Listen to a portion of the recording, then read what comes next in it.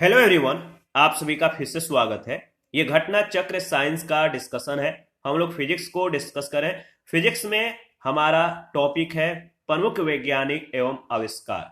सबसे पहले इसके बारे में डिस्कस करेंगे। इसके बाद इस पर आधारित अब तक जितने भी प्रश्न पूछे गए उन सभी प्रश्नों को भी हम लोग एनालिसिस करेंगे।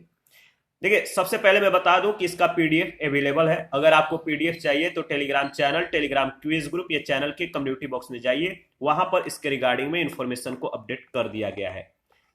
तो स्टार्ट करते हैं। सबसे पहले अल्बर्ट आइंस्टाइन के बारे में डिस्कस करेंगे। इनका समय है 1879 से 1955 तक।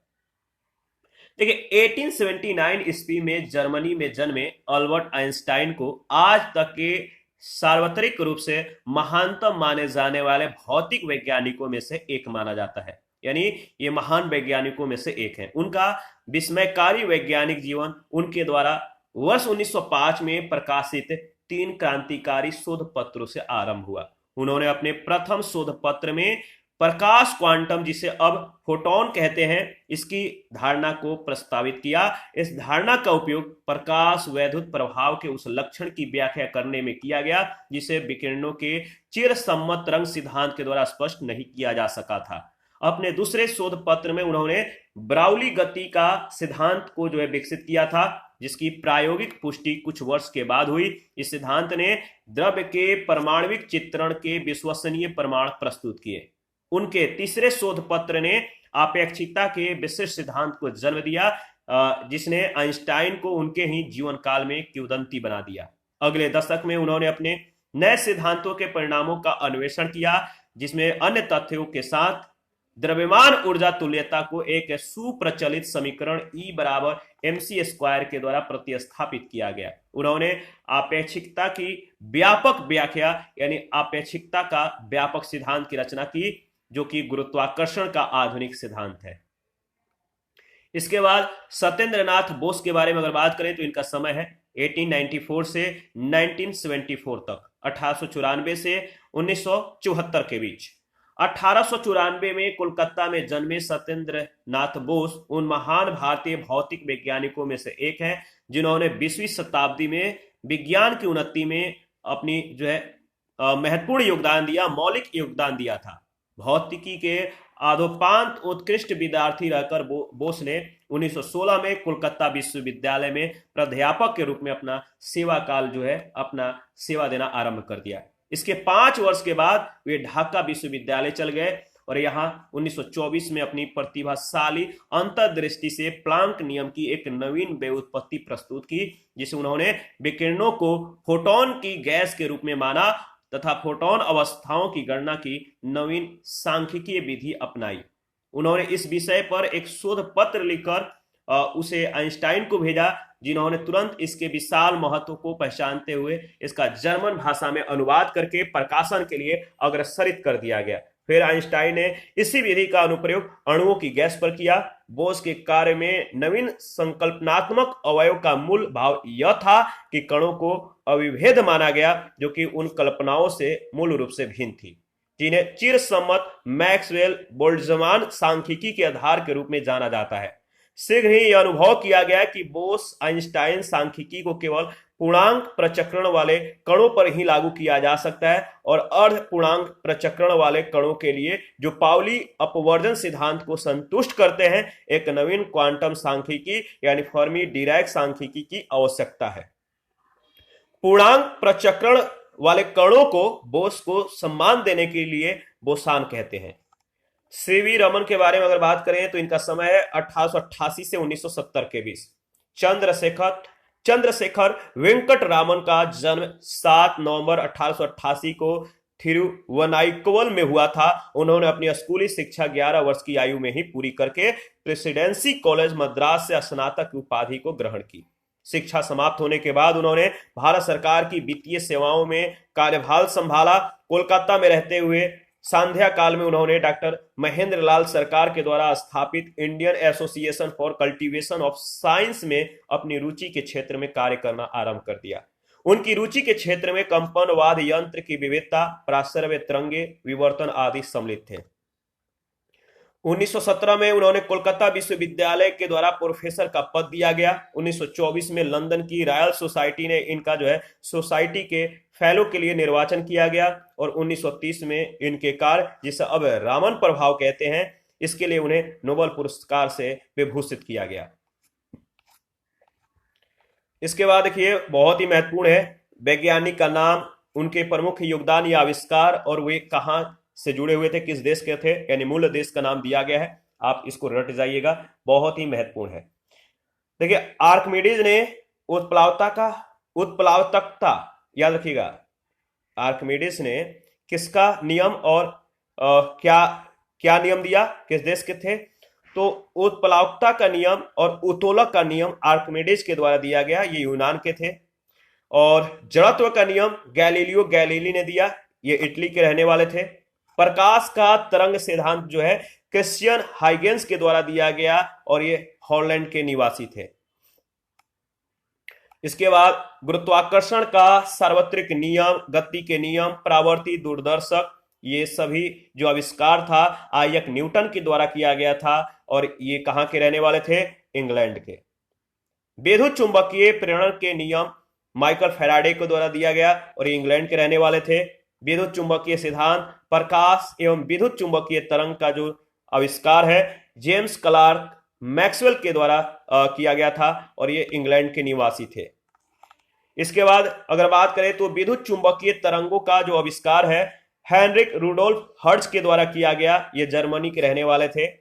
अति लघु रेडियो तरंगों का आविष्कार जगदीश चंद्र बोस के द्वारा किया गया, याद रखिएगा जगदीश चंद्र बोस ने किसका आविष्कार किया, अति लघु रेडियो तरंग का, ये भारत के रहने वाले थे। और एक्स किरणों के आविष्कारक कौन है, डब्ल्यू.सी. रोएंटजन। एक्स किरणों के आविष्कारक कौन है, डब्ल्यू.सी. रोएंटजन, ये जर्मनी के रहने वाले थे। इसके बाद अगर बात करें तो इलेक्ट्रॉन के खोजकर्ता कौन है, इलेक्ट्रॉन के खोजकर्ता है जे टॉमसन, ये इंग्लैंड के रहने वाले हैं। और रेडियम तथा पोलोनियम की खोज और प्राकृतिक रेडियो एक्टिविटी की जो अध्ययन है ये किसके द्वारा किया गया, तो मैरी क्यूरी के द्वारा।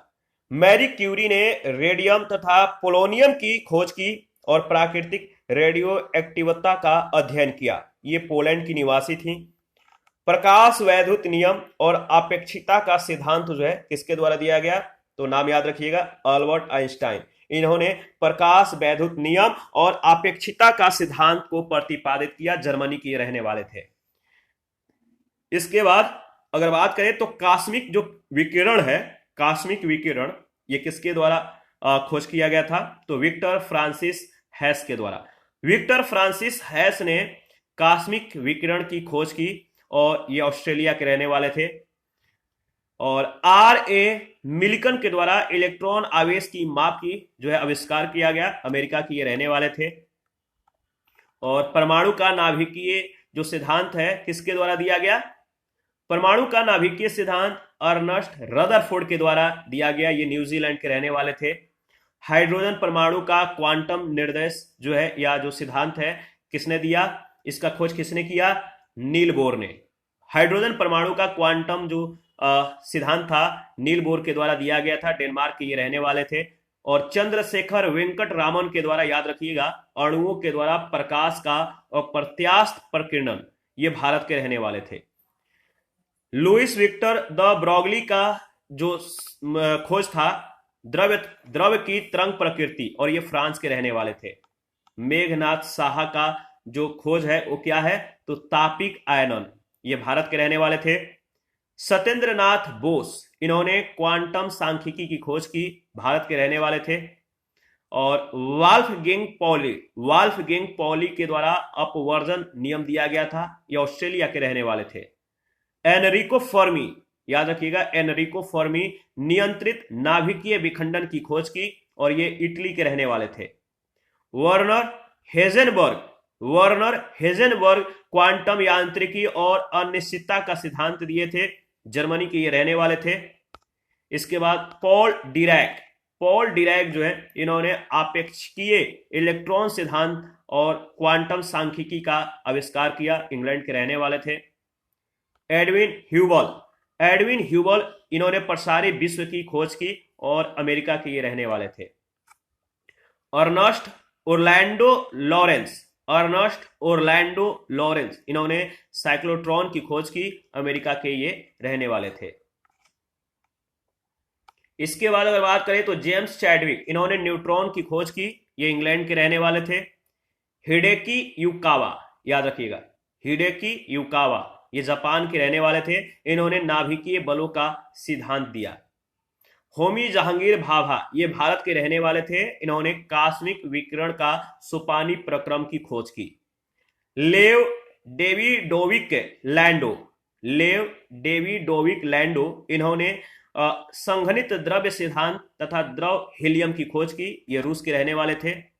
एस चंद्रशेखर, इनके बारे में अगर बात करें तो इन्होंने चंद्रशेखर सीमा तारों की संरचना और उसके विकास की जो है आविष्कार किया, और ये भारत के रहने वाले थे।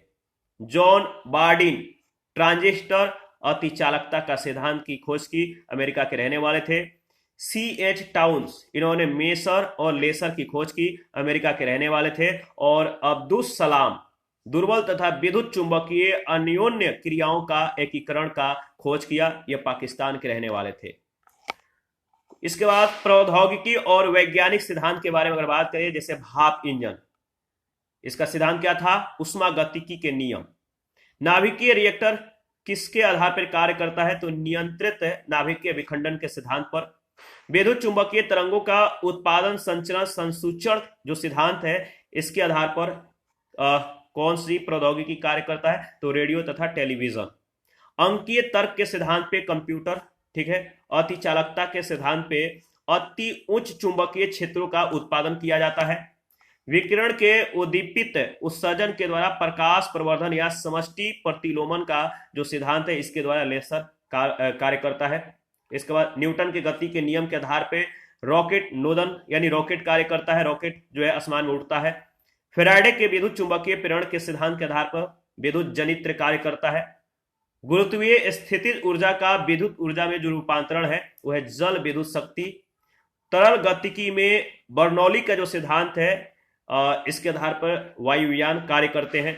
विद्युत चुंबकीय क्षेत्रों में आवेशित कणों की जो गति है, इसके आधार पर कण त्वरित होता है। प्राश्रव्य तरंगों का जो परावर्तन है, इसके आधार पर सोनार कार्य करता है, ठीक है। प्रकाश का पूर्ण आंतरिक परावर्तन का जो सिद्धांत है, इसमें क्या होता है? प्रकाशिक रे से कार्य करते हैं। तनुफिल्म प्रकाशीय व्यक्तिकरण के सिद्धांत पर अपरावर्ती आवरण का जो है मतलब कि कार्य होता है। इलेक्ट्रॉन की तरंग प्रकृति के सिद्धांत पे इलेक्ट्रॉन सूक्ष्मदर्शी का प्रयोग किया जाता है। प्रकाश विद्युत प्रभाव के सिद्धांत पे प्रकाश विद्युत सेल है ये कार्य करते हैं। और प्लाज्मा का जो चुंबकीय परिरोध है, इसके आधार पे संलयन परीक्षण रिएक्टर यानी टोकामैक बृहत मीटर वेव रेडियो जो है कार्य करता है। इसके बाद अगर बात करें तो जो कॉस्मिक रेडियो किरणों का संसूचन जो सिद्धांत है, इसके आधार पर टेलीस्कोप कार्य करता है। और लेसर पुंजों तथा चुंबकीय क्षेत्रों के द्वारा परमाणुओं का प्रग्रहण तथा शीतलन के आधार पर बोस आइंस्टाइन दाब जो है कार्य करता है। इसके बाद पहला प्रश्न है, मशीन गन का आविष्कार किसके द्वारा किया गया था? मशीन गन का जो आविष्कार है, याद रखिएगा, जेम्स पकल के द्वारा किया गया था। जेम्स पकल एक अंग्रेज आविष्कारक हैं, वकील और ये लेखक भी थे। 1718 ईस्वी में इन्होंने एक जो है बहुत शार्ट गन का आविष्कार किया था, जिसे मशीन गन कहा जाता है, इसीलिए इन्हें मशीन गन का पिता भी कहते हैं। J.L. बियर्ड, इन्होंने टेलीविजन, और कार्ल बेंज ने पेट्रोल चालित कार का आविष्कार किया था। थर्मोस्कोप प्रारंभिक थर्मामीटर का आविष्कार किसने किया था? थर्मोस्कोप प्रारंभिक थर्मामीटर का आविष्कार किसने किया था? याद रखिएगा, सही जवाब है गैलीलियो ने, सी ऑप्शन। थर्मोमीटर या थर्मोस्कोप का आविष्कार इटली के प्रसिद्ध भौतिकविद गैलीलियो ने किया था। दूरबीन का आविष्कार किसने किया था? दूरबीन का आविष्कार गैलीलियो ने किया। दूरबीन का आविष्कार 1609 में इटली के वैज्ञानिक गैलीलियो ने किया। माइक्रोस्कोप का प्रयोग निम्नलिखित में से किसके अध्ययन में किया जाता है, या किस अध्ययन के लिए माइक्रोस्कोप का प्रयोग करते हैं? तो सूक्ष्म एवं पास की वस्तुओं को अध्ययन करने के लिए माइक्रोस्कोप का प्रयोग किया जाता है। डी ऑप्शन बिल्कुल करेक्ट ऑप्शन है। सूक्ष्मदर्शी वह यंत्र होता है जिसकी सहायता से आंख से न दिखने योग्य सूक्ष्म और पास की वस्तुओं को देखा जा सकता है। इसके बाद प्रश्न संख्या 5 है, विश्व की विशालतम दूरबीन कौन सी है? विश्व की विशालतम दूरबीन कौन सी है? तो है आपका आइस क्यूब। बी ऑप्शन बिल्कुल करेक्ट ऑप्शन है। दिसंबर 2010 में निर्मित आइस क्यूब दूरबीन विश्व की विशालतम न्यूट्रिनो दूरबीन है। अंटार्कटिका में स्थित इस दूरबीन का डिजाइन विस्कॉन्सिन विश्वविद्यालय के शोधकर्ताओं ने तैयार किया है। डैनियल के इनोए और दूरबीन विश्व की विशालतम सौर दूरबीन है। यह दूरबीन हवाई में स्थापित है। 6 नंबर में आपको सुमेलित करना है, बताना है किसके साथ कौन सा सुमेलित होगा और कौन सा ऑप्शन सही है। टाइपराइटर के आविष्कारक कौन है? तो याद रखिएगा सोल्स है। एक्स किरणों के या एक्सरे जो किरण है, एक्सरे है, इसका आविष्कार किसने किया था? रोएंटजन ने। रेडियो के आविष्कारक कौन है? तो याद रखिएगा रेडियो के आविष्कारक है मार्कोनी और सेप्टिलैम्प के डेवी, यानी इसका सही जवाब है ऑप्शन ए। इसके बाद इस पे आधारित जो नेक्स्ट प्रश्न पूछे जाएंगे आपको ध्यान में रखना है, इसको रट जाना है।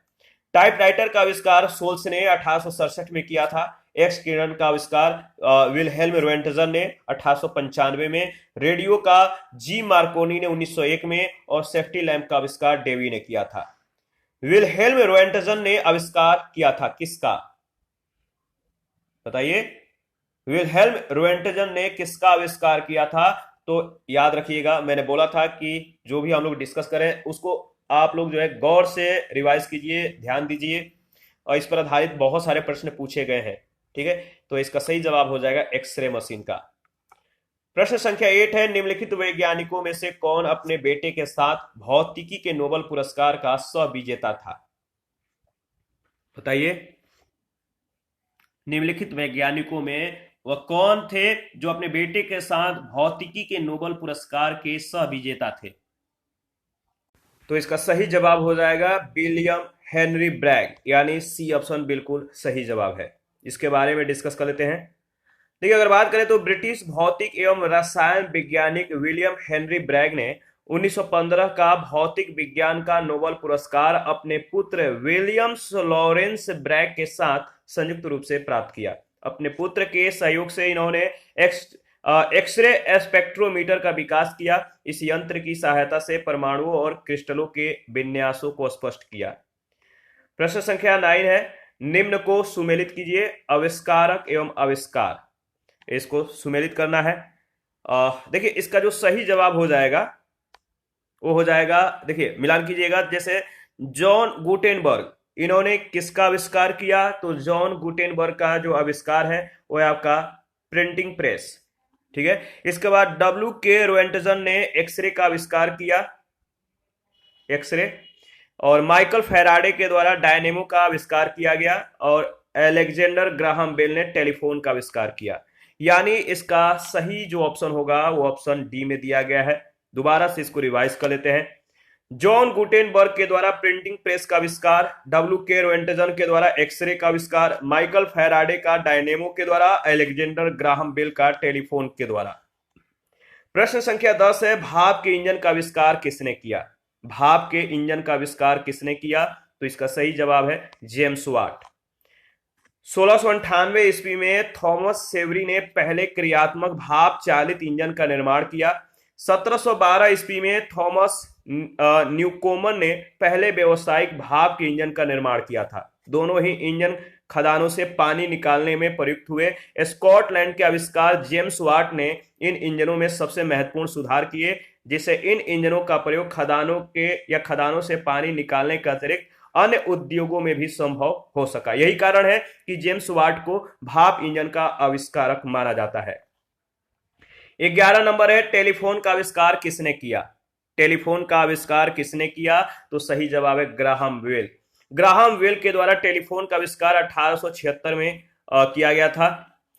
और 12 नंबर है, इलेक्ट्रिक बल्ब की खोज किसने की? इलेक्ट्रिक बल्ब की खोज किसने की?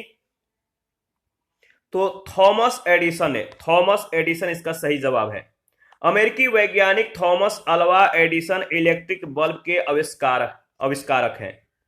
गैस इंजन की खोज किसने की? गैस इंजन की खोज किसने की? तो इसका सही जवाब है डेमलर ने। सी ऑप्शन बिल्कुल सही जवाब हो जाएगा। डीजल इंजन की खोज रुडोल्फ डीजल ने 1895 में। सेफ्टी लैंप की खोज डेवी ने। कार्बोरेटर की खोज जर्मनी के जी डेमलर ने और 1876 ईस्वी में की। और गैस इंजन की खोज भी डेमलर ने ही की थी। फाउंटेन पेन के आविष्कारक कौन थे?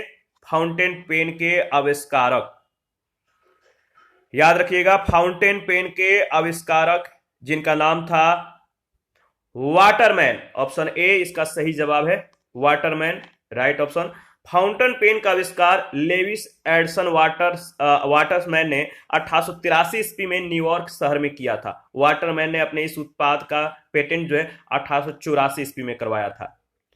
15 नंबर है, रडार का आविष्कारक कौन था? रडार का आविष्कारक कौन था? तो रॉबर्ट वाटसन। ऑप्शन ए बिल्कुल करेक्ट ऑप्शन है। देखिए, इसके बाद अगर बात करें तो स्कॉटिश भौतिकविद रॉबर्ट वाटसन वाट ने 1930 में पहली प्रायोगिक रडार व्यवस्था का विकास किया था। द्वितीय विश्व युद्ध में इस व्यवस्था का उपयोग हवाई हमलों से पूर्व सचेत करने के लिए किया गया। 16 नंबर है, अल्फ्रेड नोबेल ने किसका आविष्कार किया? अल्फ्रेड नोबेल ने किसका आविष्कार किया? तो डायनामाइट का। सी ऑप्शन बिल्कुल करेक्ट ऑप्शन है। स्वीडिश वैज्ञानिक अल्फ्रेड नोबेल ने डायनामाइट का आविष्कार किया था। विश्व प्रसिद्ध नोबेल पुरस्कार इनके द्वारा ही स्थापित ट्रस्ट के द्वारा दिया जाता है, ठीक है। और टेलीविजन का आविष्कार किसने किया? तो इसका सही जवाब है टेलीविजन का आविष्कार। टेलीविजन का आविष्कार किसने किया? सही जवाब है बेयर्ड ने, सी ऑप्शन। टेलीविजन का आविष्कार जे एल बेयर्ड ने 1926 में ब्रिटेन में किया था। एडिसन ने विद्युत बल्ब और फ्रैंकलिन ने तड़ित चालक की खोज की थी। 18 नंबर है, जे एल बेयर्ड का नाम किस आविष्कारक से जुड़ा हुआ है? जे एल बेयर्ड का नाम किस आविष्कारक से जुड़ा हुआ है? सही जवाब है टेलीविजन, सी ऑप्शन बिल्कुल करेक्ट ऑप्शन है। 19 नंबर है, निम्न में से किसने लेजर का आविष्कार किया? निम्न में से किसने लेजर का आविष्कार किया? तो इसका सही जवाब हो जाएगा थियोडोर मैनेन। थियोडोर मैनेन। लेजर का आविष्कार अमेरिकी वैज्ञानिक थियोडोर मैनेन ने किया था। ये 16 मई 1960 को रूबी क्रिस्टल से जो है लाल रंग की किरणें पैदा करने में सफल हुए थे। लेजर यानी light amplification by the stimulated emission of radiation का संक्षिप्त रूप है, याद रखिएगा, लेजर का। हालांकि कुछ लोग गार्डन गुड को भी लेजर के प्रथम आविष्कारक के संज्ञा देते हैं, लेकिन गुड को मैनेन से पेटेंट बाद में मिलने के कारण थियोडोर मैनेन को ही लेजर का आधिकारिक आविष्कारक माना जाता है। प्रश्न संख्या 20 है, निम्नलिखित में से कौन सा युग्म सुमेलित नहीं है? निम्नलिखित में से कौन सा युग्म सुमेलित नहीं है? तो इसका सही जवाब हो जाएगा जे परकिंस का जो संबंध दिया गया है पेनिसिलिन से, सही नहीं है। पेनिसिलिन एंटीबायोटिक का एक समूह है। इसकी उत्पत्ति पेनिसिलियम कवक से हुई है। सभी पेनिसिलिन बीटा लैक्टेम एंटीबायोटिक होते हैं और ऐसे जीवाणुगत संक्रमण के इलाज में प्रयोग में लाए जाते हैं जो आमतौर पर ग्राम पॉजिटिव जीवधारियों के कारण होते हैं। पेनिसिलिन की खोज का श्रेय जो है 1928 में स्कॉटिश वैज्ञानिक और नोबेल पुरस्कार विजेता अलेक्जेंडर फ्लेमिंग को जाता है। पेनिसिलिन के आविष्कारक कौन थे? इसका सही जवाब क्या होगा? कमेंट करके बताइए। पेनिसिलिन के आविष्कारक कौन थे? तो अलेक्जेंडर फ्लेमिंग, बी ऑप्शन बिल्कुल करेक्ट ऑप्शन है। अलेक्जेंडर फ्लेमिंग में जो अलेक्जेंडर फ्लेमिंग थे, इन्होंने किसकी खोज की थी? तो ये प्रश्न बहुत बार पूछा गया है, इसको आप ध्यान में रखिएगा। अलेक्जेंडर फ्लेमिंग ने पेनिसिलिन की खोज की। ऑप्शन ए इसका सही जवाब है। 23 नंबर भी सेम प्रश्न सेम जवाब। सर अलेक्जेंडर फ्लेमिंग ने किसकी खोज की थी? आपको मालूम है सर अलेक्जेंडर फ्लेमिंग ने पेनिसिलिन की खोज की थी। आगे बढ़ते हैं नेक्स्ट प्रश्न संख्या 24। फ्लेमिंग ने क्या खोजा था? अलेक्जेंडर फ्लेमिंग ने क्या खोज की थी? तो पेनिसिलिन की। निम्न में से कौन सुमेलित क्रम में है? सुमेलित क्रम में जो है वो कौन सा है? तो देखिए ऑप्शन को देखिए, रेडियम की खोज किसने किया था? रेडियम मैडम क्यूरी ने। इसके बाद पेनिसिलिन का अलेक्जेंडर, बताइए, अलेक्जेंडर फ्लेमिंग ने।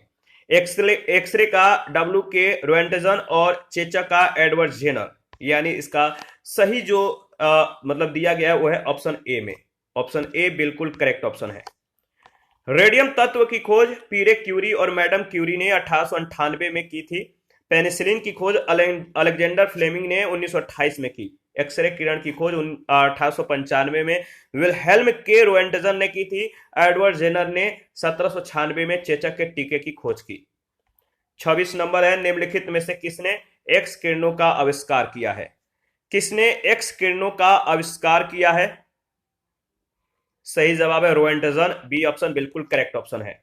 27 नंबर है, निम्नलिखित में उनकी खोज के अनुसार कालानुक्रमानुसार व्यवस्थित कीजिए, नीचे दिए गए कूट से सही उत्तर चुनिए।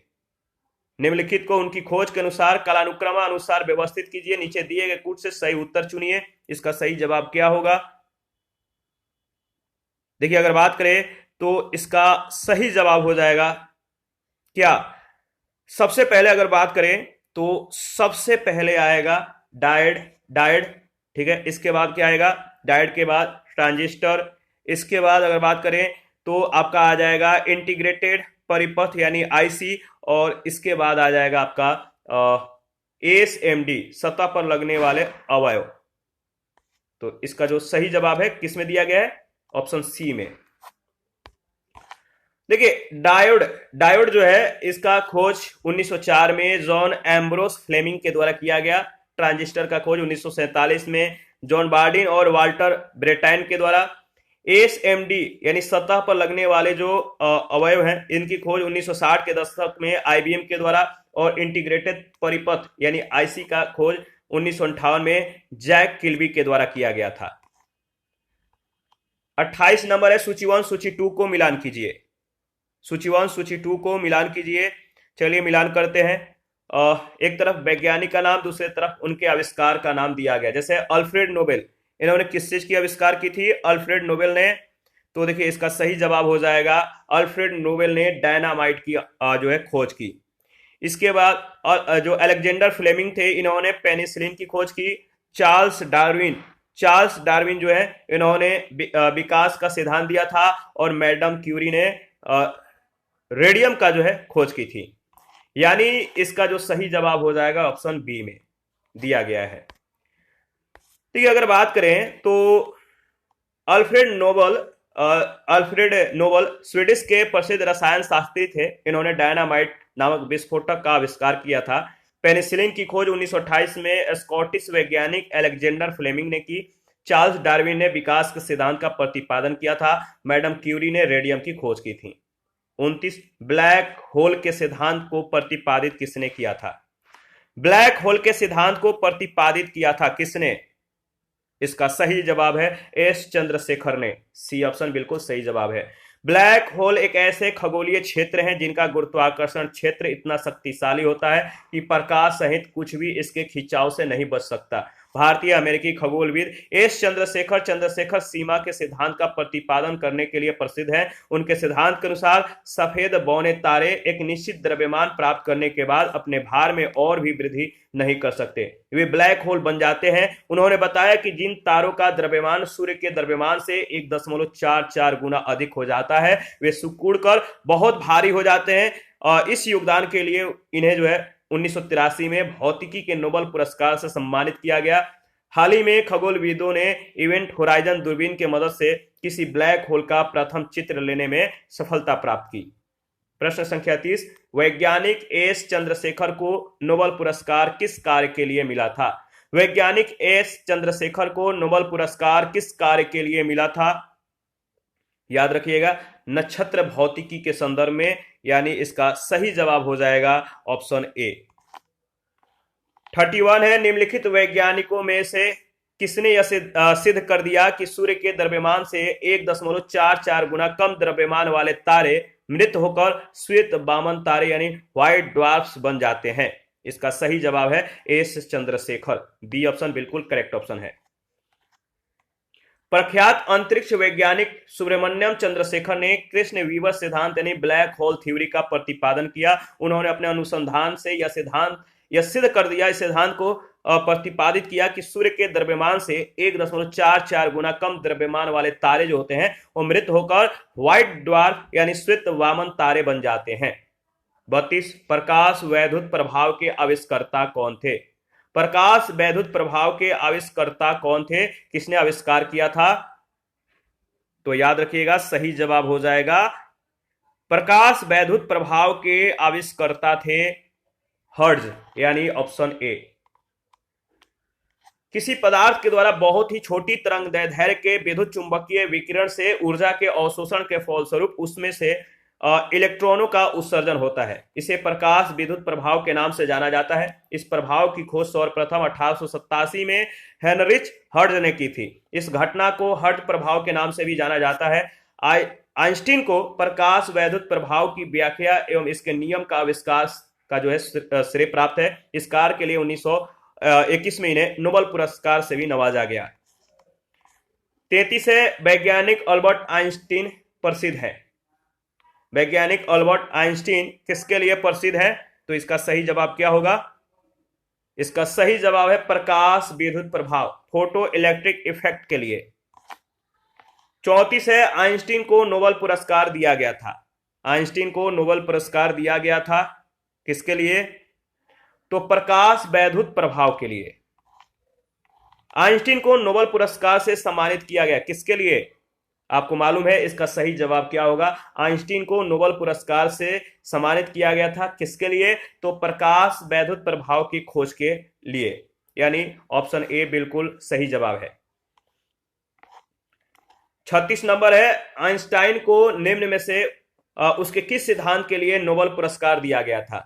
आइंस्टाइन को निम्न में से उसके किस सिद्धांत के लिए नोबेल पुरस्कार दिया गया था? सही जवाब है प्रकाश विद्युत के सिद्धांत के लिए। बी ऑप्शन बिल्कुल करेक्ट ऑप्शन है। आइंस्टीन को नोबेल प्राइज किस कार्य पर मिला? नोबेल जो प्राइज है आइंस्टाइन को किसके लिए दिया गया? देखिए कितना बार ये प्रश्न पूछा गया, बहुत बार पूछा गया है, तो इसको याद रखिएगा।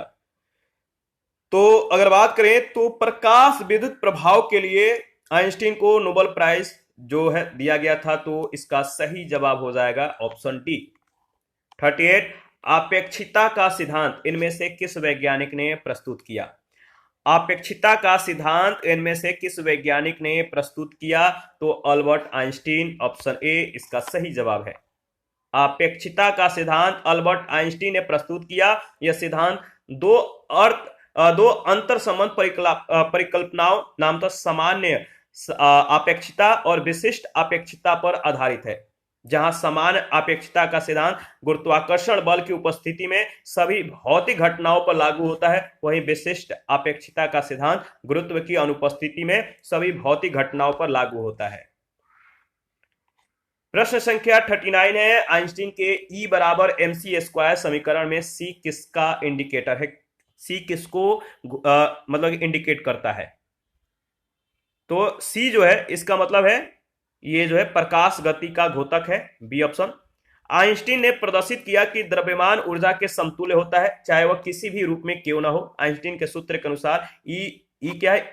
ऊर्जा है, एनर्जी। एम मतलब मास यानी द्रव्यमान, और सी यानी प्रकाश की गति। ई बराबर mc²। 40 नंबर है, अल्बर्ट आइंस्टीन कौन सा वाद्य यंत्र बजाने में निपुण था? अल्बर्ट आइंस्टीन के द्वारा कौन सा वाद्य यंत्र बजाया जाता था? तो वायलिन। याद रखिएगा। भौतिकी में चतुर्थ आयाम का परिचय किसने दिया था? भौतिकी में चतुर्थ आयाम का परिचय किसने दिया? इसका सही जवाब क्या होगा? तो इसका अगर बात करें तो सही जवाब होगा, बताइए। 41 का सही जवाब है आइंस्टीन, बी ऑप्शन। विख्यात वैज्ञानिक अल्बर्ट आइंस्टीन ने किसी भौतिक परिघटना या घटना को संदर्भित करने के लिए XYZ निर्देशांकों के साथ जो है टाइम यानी टाइम को भी एक आयाम मानकर चतुर्थ आयाम को भी आवश्यक बताया, सैद्धांतिक रूप से इसे सिद्ध करके दिखाया। 42 है, सर सीवी रमन को भौतिकी का नोबेल पुरस्कार कब प्राप्त हुआ था? सीवी रमन को भौतिकी का नोबेल पुरस्कार कब दिया गया था? 1930 में, बी ऑप्शन बिल्कुल सही जवाब है। भारतीय वैज्ञानिक सीवी रमन को रमन प्रभाव के खोज के लिए 1930 में भौतिक वैज्ञानिक का नोबेल पुरस्कार प्रदान किया गया। रमन प्रभाव के महत्व को देखते हुए इसके आविष्कार के तिथि 28 फरवरी को प्रतिवर्ष जो है राष्ट्रीय विज्ञान दिवस के रूप में मनाया जाता है। तो याद रखिएगा 28 फरवरी को किसके याद में विज्ञान दिवस जो है मनाया जाता है, इंपॉर्टेंट है। इसके बाद 43 है, प्रसिद्ध भारतीय भौतिकी या भौतिज्ञ डॉक्टर सीवी रमन को उनके कार्य पर उन्हें नोबेल पुरस्कार दिया गया था 1930 में। 44 है, किस स्मृति में या किसकी स्मृति में 28 फरवरी को प्रत्येक वर्ष राष्ट्रीय विज्ञान दिवस के रूप में मनाया जाता है? तो आपको मालूम है इसका सही जवाब क्या होगा। किनके स्मृति में याद में 28 फरवरी को प्रत्येक साल राष्ट्रीय विज्ञान दिवस के रूप में मनाया जाता है? तो रमन प्रभाव दिवस के उपलक्ष्य में, ऑप्शन ए।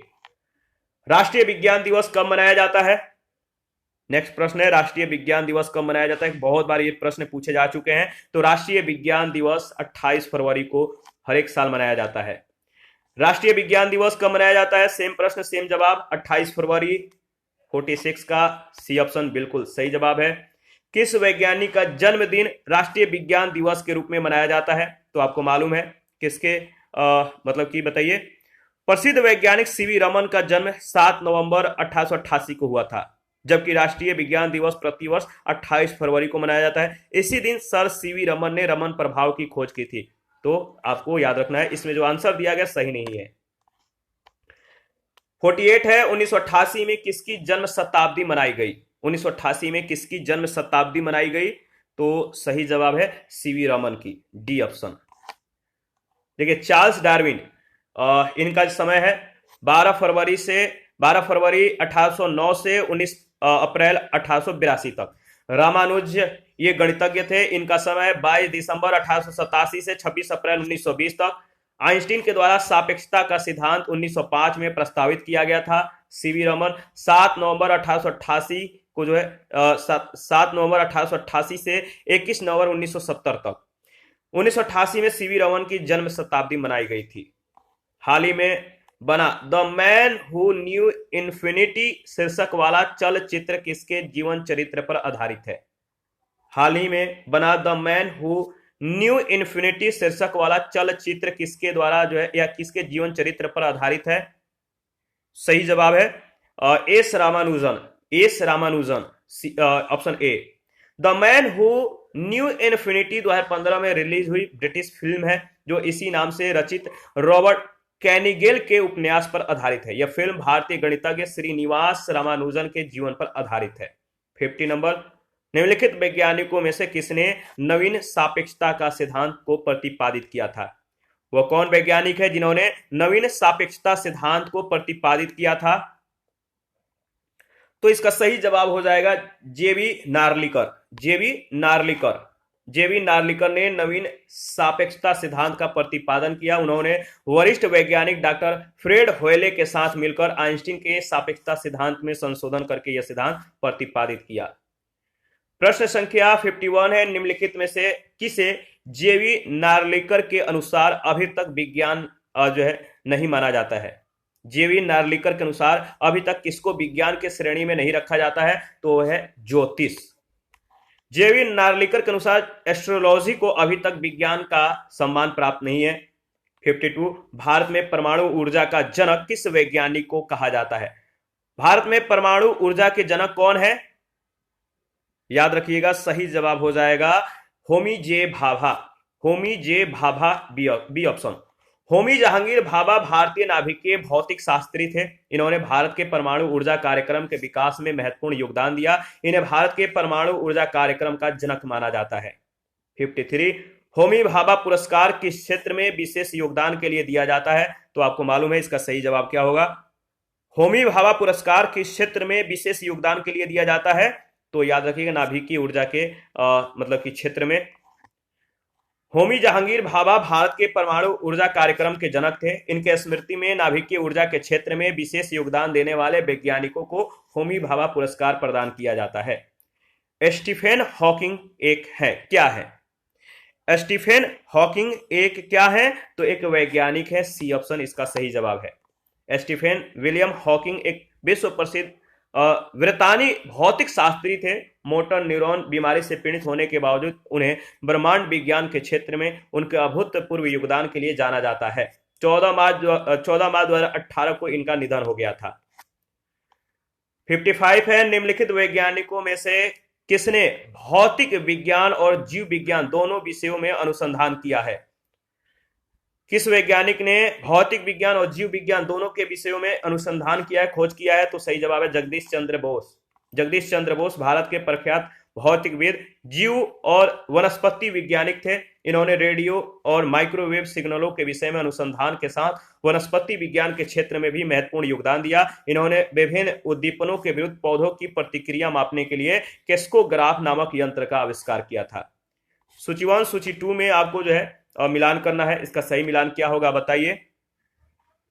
तो देखिए, अगर बात करें तो इसका जो सही मिलान होगा, डॉक्टर जो राजा रमन्ना है, इनका संबंध किससे, मतलब कि इनका संबंध किससे है? तो आप बताइए। इनका संबंध नाभिकीय भौतिकी से है, याद रखिएगा। और इसके बाद अगर बात करें तो डॉक्टर एम.एस. स्वामीनाथन का जो संबंध है वो किससे है? तो ये कृषि विज्ञान से संबंधित है। Professor U.R.. राव का जो संबंध है, बताइए इनका संबंध किससे है? तो याद रखिएगा अंतरिक्ष अनुसंधान से। और प्रोफेसर मेघनाथ साहा का जो संबंध है किनसे है? तो उष्मागतिकी एवं खगोल भौतिकी से। यानी इसका जो सही जवाब हो जाएगा ऑप्शन सी में दिया गया है। दोबारा से इसको रिवाइज कर लेते हैं। डॉक्टर राजा रमन्ना भारत के प्रसिद्ध नाभिकीय भौतिकविद थे। इन्हें भारत के नाभिकीय कार्यक्रम का जनक कहा जाता है। Doctor MS. स्वामीनाथन भारत के प्रसिद्ध कृषि वैज्ञानिक हैं। उन्हें भारत में हरित क्रांति का जनक भी कहा जाता है। Professor U.R.. राव प्रसिद्ध अंतरिक्ष वैज्ञानिक तथा भारतीय अंतरिक्ष अनुसंधान संगठन के पूर्व चेयरमैन थे। मेघनाथ साहा सुप्रसिद्ध भारतीय खगोल वैज्ञानिक थे। वे साहा समीकरण के प्रतिपादन के लिए जाने जाते हैं या प्रसिद्ध थे। 57 है, उष्मीय आयनन सिद्धांत एक महत्वपूर्ण देन है। उष्मीय आयनन सिद्धांत एक महत्वपूर्ण देन है किसका? एम.एन. साहा की, बी ऑप्शन। एम.एन. साहा का महत्वपूर्ण योगदान उष्मीय आयनन सिद्धांत प्रतिपादित करना रहा है। एच.जे. भाभा को अंतरिक्ष किरणों की बौछार का सिद्धांत और भारत में परमाणु ऊर्जा के जनक के रूप में जाना जाता है। सी.वी. रमन प्रकाश के प्रकीर्णन से संबंधित रमन प्रभाव, क्रिस्टल की संरचना पर अध्ययन एवं खोज के लिए तथा जे.सी. बोस बेतार संदेश पौधों में चेतना की खोज, केस्कोग्राफ का आविष्कार के लिए जाने जाते हैं। भारत में अणु बम के विकास में कौन संबंधित है? भारत में अणु बम के विकास से संबंधित कौन है? तो याद रखिएगा सही जवाब है राजा रमन्ना, सी ऑप्शन। भौतिक वैज्ञानिक डॉक्टर राजा रमन्ना 1974 में भारत के प्रथम परमाणु परीक्षण के मुख्य सूत्रधार रहे। वे विखंडन भौतिकी के विकास से संबंधित थे। वे भाभा एटॉमिक रिसर्च सेंटर के निर्देशक एवं परमाणु ऊर्जा आयोग की अध्यक्ष भी थे और 24 सितंबर 2004 को मुंबई में इनका निधन हो गया। 59, निम्नलिखित वैज्ञानिकों में से कौन नोबेल पुरस्कार विजेता नहीं है? निम्नलिखित वैज्ञानिकों में से वह कौन वैज्ञानिक है जिन्हें अब तक नोबेल पुरस्कार नहीं दिया गया है? 59 का सही जवाब है जगदीश चंद्र बोस, यानी डी ऑप्शन। हरगोविंद खुराना को 1968 में चिकित्सा के क्षेत्र में नोबेल पुरस्कार दिया गया। सी.वी. रमन को 1930 में भौतिकी के क्षेत्र में नोबेल पुरस्कार दिया गया। सुब्रमण्यम चंद्रशेखर को 1983 में भौतिकी के क्षेत्र में नोबेल पुरस्कार दिया गया। वहीं जगदीश चंद्र बोस को नोबेल पुरस्कार जो है अब तक नहीं प्राप्त हुआ है। इसी के साथ आज का सेशन समाप्त करते हैं। नेक्स्ट सेशन में मिसलेनियस को देखेंगे, विविध को देखेंगे और उस पर आधारित प्रश्नों को भी एनालिसिस करेंगे। आप अब तक जो है Telegram channel, Telegram quiz group, Facebook page, Instagram को ज्वाइन नहीं किए हैं, वीडियो के डिस्क्रिप्शन बॉक्स में उसका लिंक है, आप ज्वाइन कीजिए। Thank you.